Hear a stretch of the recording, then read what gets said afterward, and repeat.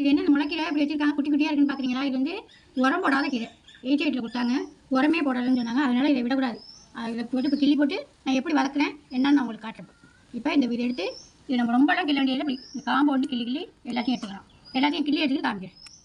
முளைக்கீரை நல்லா சுத்தம் பண்ணிட்டேன். இங்கே பாருங்க, இப்போ சுத்தம் பண்ணோன்னே சூப்பராக நல்லா இருக்கு பாருங்க.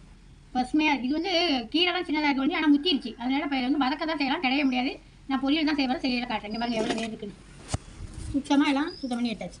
இப்போ கீரை வதக்கிறதுக்கு அடுப்பு வச்சு ரெண்டு செஞ்சு வச்சு ஒரு ஸ்பூன் எண்ணெய் ஊற்றிக்கலாம். கொஞ்சமாக கடுகு உளுத்தம்பருப்பு போட்டுக்கலாம், பட்டை மிளகாய் பத்து போட்டுக்கலாம், சின்ன வெங்காயம் போட்டுக்கலாம்.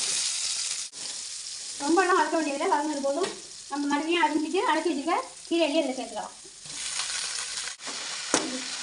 இதை வந்து உப்பு போட்டுக்கலாம். நல்லாவே நல்லா தண்ணி வச்சிச்சு. இப்போ கிளி வச்சுக்க தேங்காய் போட்டு இறக்க வேண்டியதான். தேங்காய் போட்டு நம்ம நேரம் வதக்க வேண்டியதை ஒரு வதக்க வரைக்கும் இறக்கிடலாம். சூப்பராக முளைக்கிற பொரியல் ரெடி ஆகி இறக்கி வச்சிட வேண்டியதான். பாய்.